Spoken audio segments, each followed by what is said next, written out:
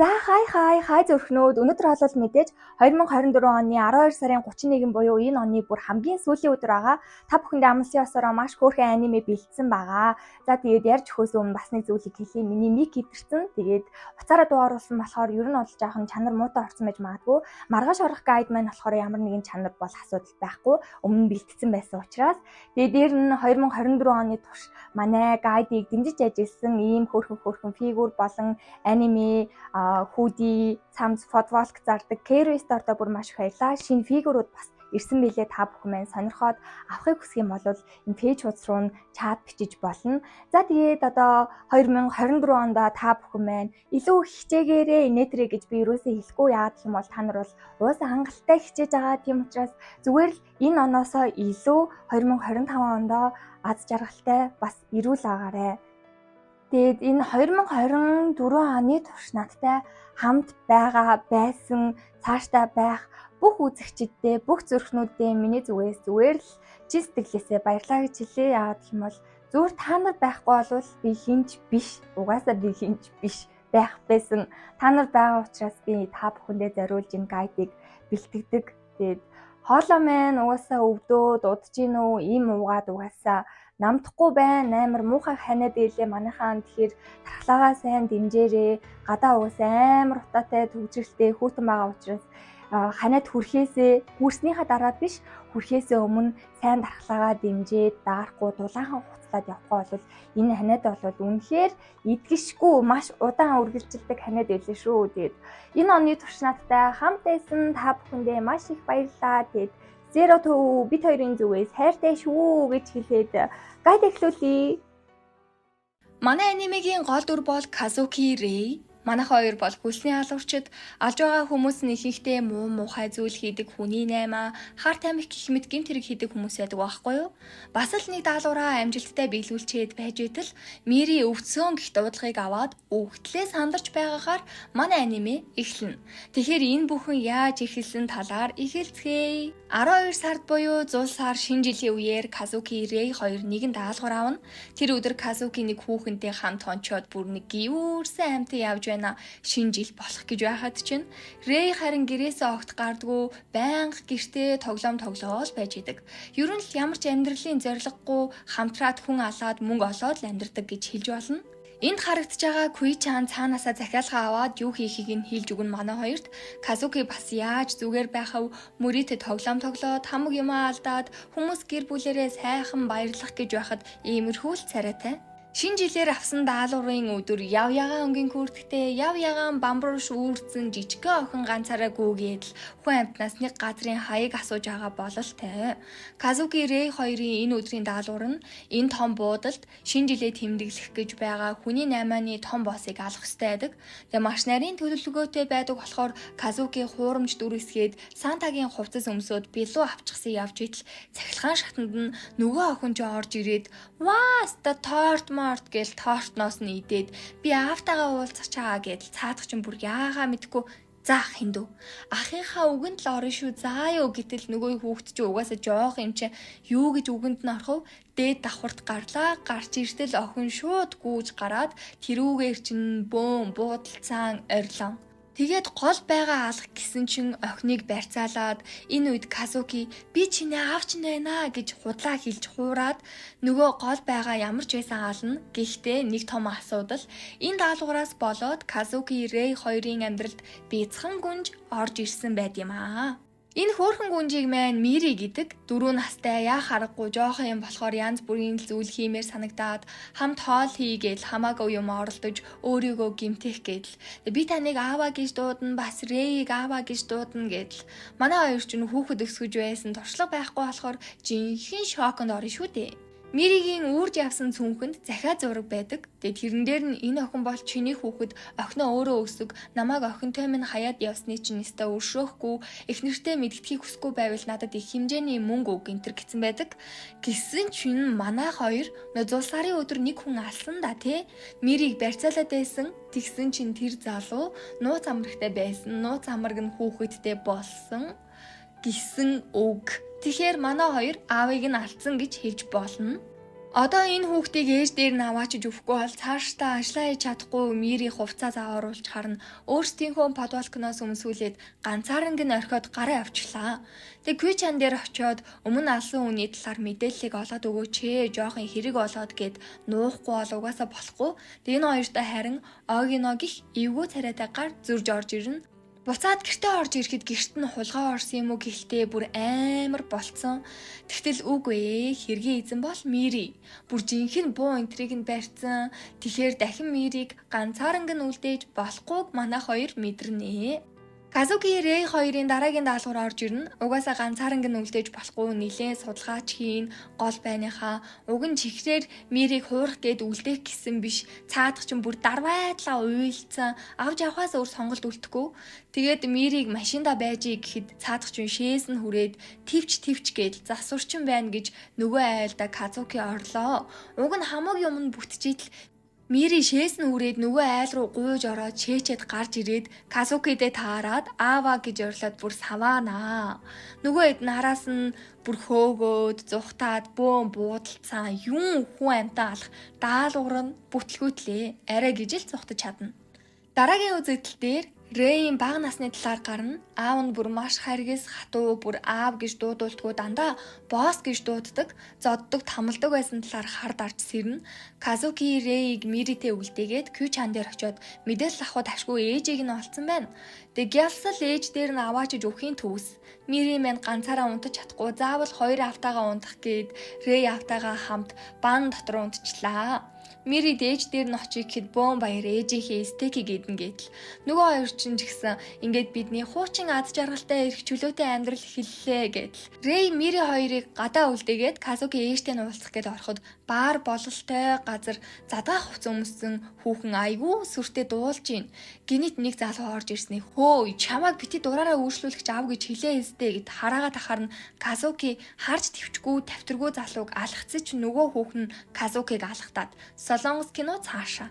Нөгөө талд Мири уйдаад Рэй автагаа хамт дүүжин даажин тоглоод хөгжилтэй байна.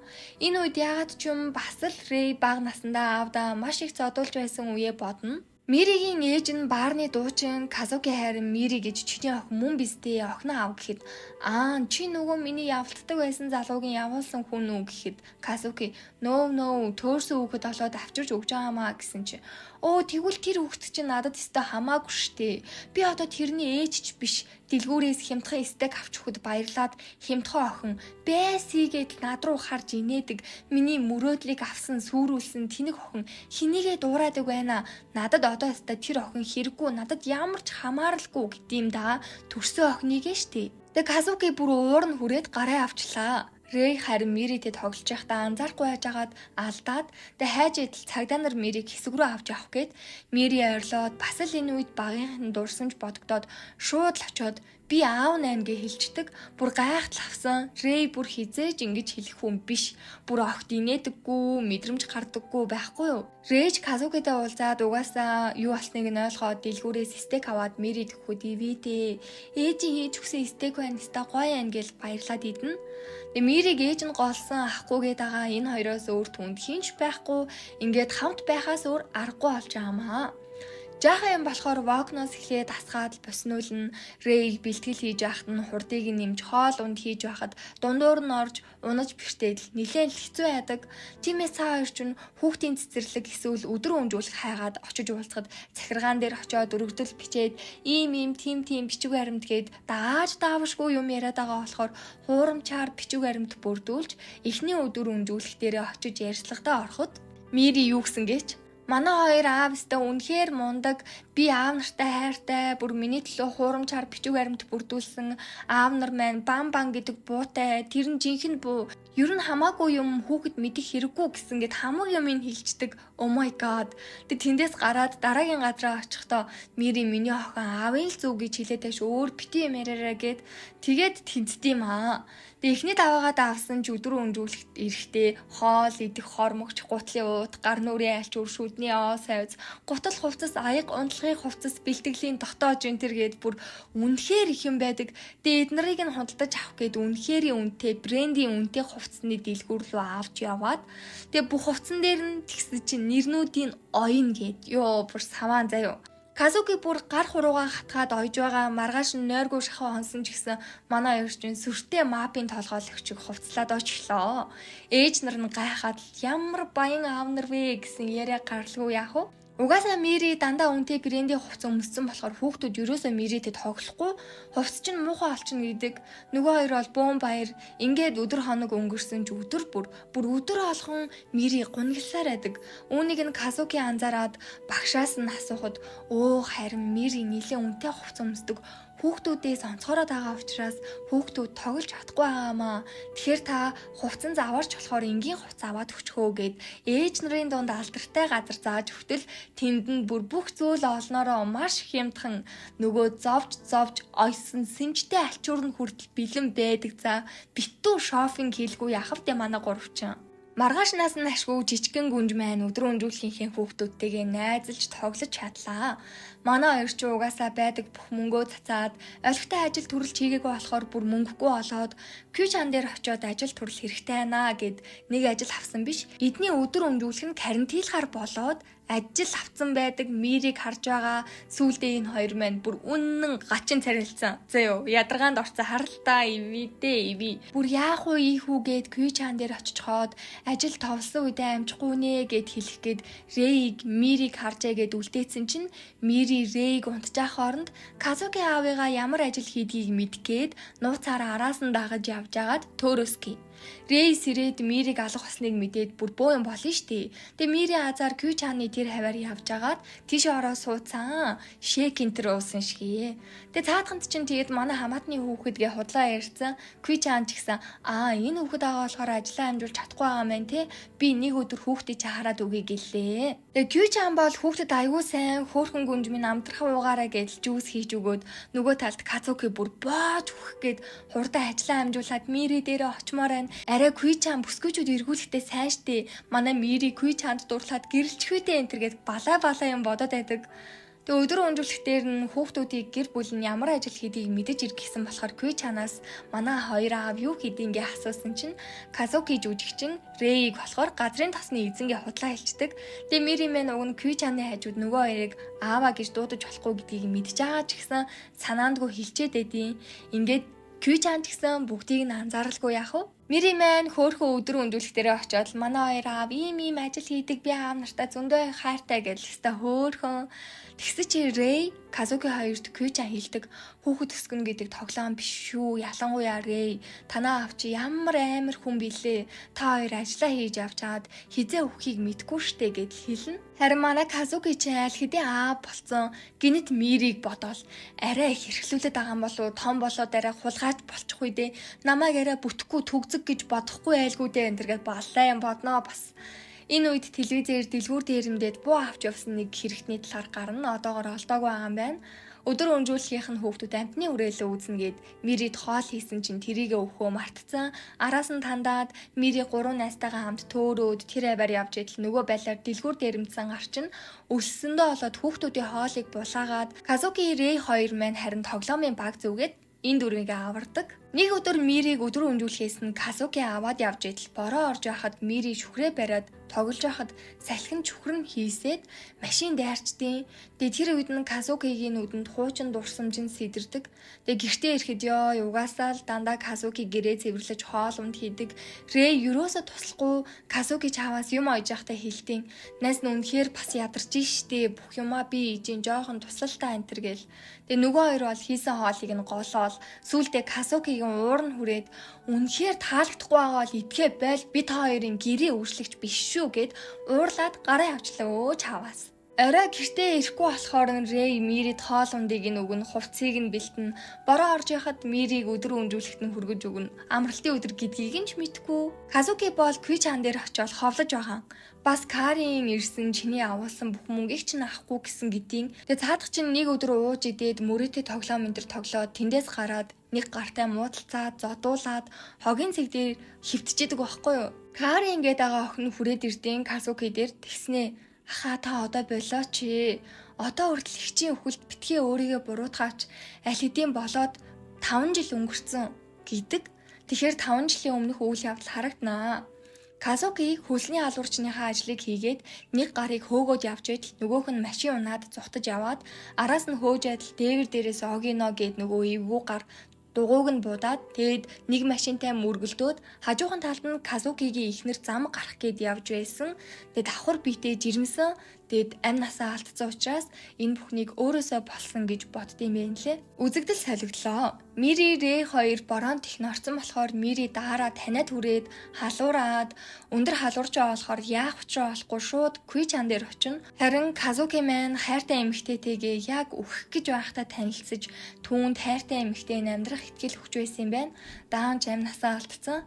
Тэгээ харамсалтай үйл явдал болсноос хойш 5 жил өнгөрсөн учраас одоо өөрийгөө битгий бүх зүйлд буруутгаарай. Игч ч гэсэн таныг тэнгэрээс харж байгаа та чадна. Хамаатныхаа хүүхдийг харж байгаа гэж Күй ахаас сонссон та тэр хүүхдийг аз жаргалтай айлгаж чаднаа гэд дүүн хэлдэг. Тэгээ цаадах чинь гэрте очиж чинь Рэй Миридээ хүүтэн жин тавьцсан хөөхөн гарын натгцсан хитэж байдаг. Овоо өөрчлөгдөж байх шиг. Өнөөдөр Рэйн төрсөн өдөр. Гэхдээ цаадах чинь аав буюу босстойгоо уулзахаар явна. Манай хоёр харин Рэй аавдаа төрсөн өдрийн гинтийн бэлэг барих гээд дэлгүүр ороод юмаа цуглуулж байна. Рэй аав дээрээ очиход нэх яазгүй хүлээж аавна. Одоо ингээд гэртээ үрээд тэр хамтарч байгаа хүн чинь угаасаа таалагдахгүй байна гэд эхний даалгавар өгнө. Рэй төгсөн эхний даалгавар нь юу гэж? Рэйн аавд насаараа үнэнчээр зүтгэж байсан залуу хайртай үнтэй болцсон болохоор алах хэвээр урвсан гэж үзэж байгаа юм байна. Хайртай үнтэй болцсон болохоор тэр Рэйн хувьд энэ Саторо гэх хүн бүх зүйлийг нь түүнд зааж өгсөн. Саторо харин би бүх зүйл та нарт үнчээр байсан. Миний хамгийн нандин гэсэн зүйлийг яагаад надаас булааж байгаа юм бэ? Би ч гэсэн хүн бидтэй гэд үнэхээр амар сонирн болдог. Энэ хэсгээр тэгцэд нь Рэй ялсан ч Саторо өгөхдөө их нэртэй зариулж одоо очлоо гэж хэлдэг. Эхнэрээ аль хэдийн ухцсан гэдгийг мэдчихсэн юм байна лээ. Огино харин амар сэжгийн алсан бүхнийхээ сүүлийн үгийг сонсож бичиж хадгалдаг хоббитэй. Саторогийн сүүлийн үг юу байсан бэ гэд Рэй асуухад Рэй мэдээж юу гэж хэлэхэр дээ. Рэйн сэтгэл санаа нь хэцүү байсан болохоор гэртээ очихгүй ганцаараа юм бодоод сууж идэл Казуки ойрлол хурдан дарвалзалгүй суу. Мири хүлээж байгаа гэдэл хүрээд ирнэ. Замдаа анх танилцаж байсан үеэ ярилцсан. Рэй яг л Роб чиг ямар ч сэтгэл хөдлөлгүй гэртээ бүхсэн хачаа амтан байсан. Гэр нь хүртэл амар замаан. Казуки ч гэсэн бүр ертөнцийн хамаг зовлон ганцаараа үрж байгаа юм шиг хоёулаа шалдаа буусан амьтад байсан ч гэсэн одоо тэр өдрийг эргээд харахад хамаагүй илүү урагшилсан байгаа. Гэртээ ирэхэд нэх хөөрхөн ширээ зассан. Мири бүр үнэхээр төвчгүй унтцсан байсан ч гэсэн Рэй аавыгаа ирснийг сонсоод хүчээр сэрээд дуу дуулж өгнө. Happy birthday to you. Happy birthday. Яста хөөрхөн байгаа эзтэй. Рэй бөөн баяр. Гэтэл Огино Кьючан дээр Мири Казуки хоёрыг судлах хэрэгтэйгээд зургийг нь өгдөг. Рэйн аав нь энэ хоёрыг судал гэсэн гинэ. Миригийн өдөр өнжүүлэхийн спортын өдрлөг болох гээд нилээн бэлдэж оролцсон. Мириг оролцох үед Рэй бүр өвтлээ дэмжээд орилоод энийг нь сонссон Мири гайхсандаа болоод бүдэрч унаад дараа нь Казуки аавтайгаа орсон ч дахиад ялагдчихна. Тэг хамгийн сүүлийнх нь суглаад түүнийхээ дагуу даалгавраа биелүүлэх байсан чинь Мири шууд Рэй Казуки хоёр дээр очиод цаасаа харуулхад гэр бүл гэж бичсэн байдаг. Ингээд манай гурван маань хамтдаа тэмцээнд орж алтан медаль авнаа. Миригийн хувьд Рэй Казуки хоёр л бүр хамгийн хайртай гэр бүл нь шүү дээ. Тун удахгүй шинэ жил болох гээд Silent Night дуу ангийнхан багш нь дуулж чадахгүй байсан чинь Мири дуулж өгөөд тэгээ өдөр өнжүүлэх тараад Казуки Рэй хоёр Мириг авах гээд оцсон чинь Миригийн ээж нь ирсэн байдیں۔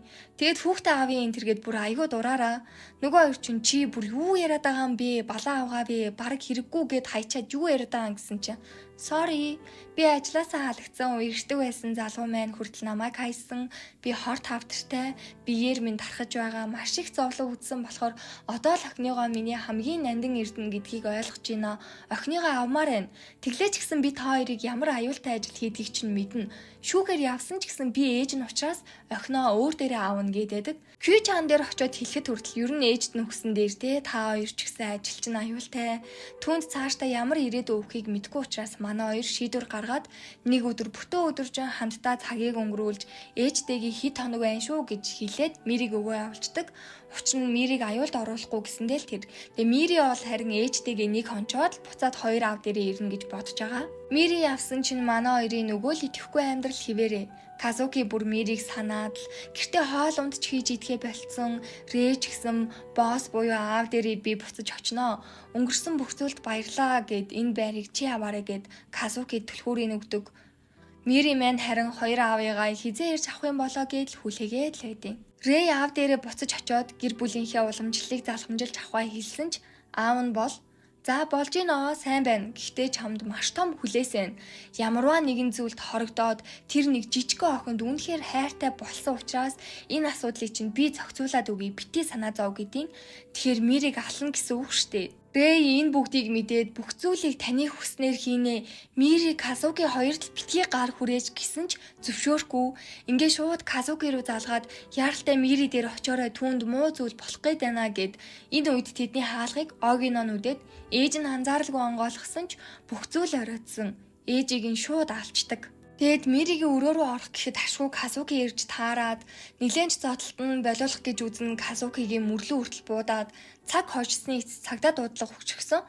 Тэгээ Огино цухтаад явсан ч гэсэн ээж нь аль хэдийн найдлахгүй болсон. Намайг уучлаарай. Миридээ хамгийн сайн ээж байж чадсангүй.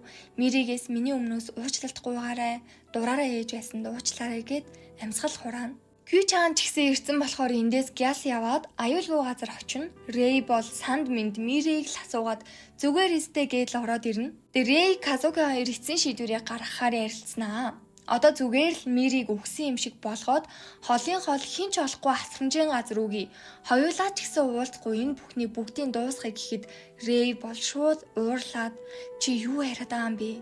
Хоёулаа өдий хүртэл хүний тушаалаар хүн алж хүүхэлтэй шиг амьдэрсэн. Би өдий хүртэл амьдрахдаа хүнийг хайрлах ямар байдаг, хүний гар яаж тийм дулаахан байдаг гэдгийг аз жаргал амьдралын утга учир юунд оршдог гэдгийг би мэдэрсэн.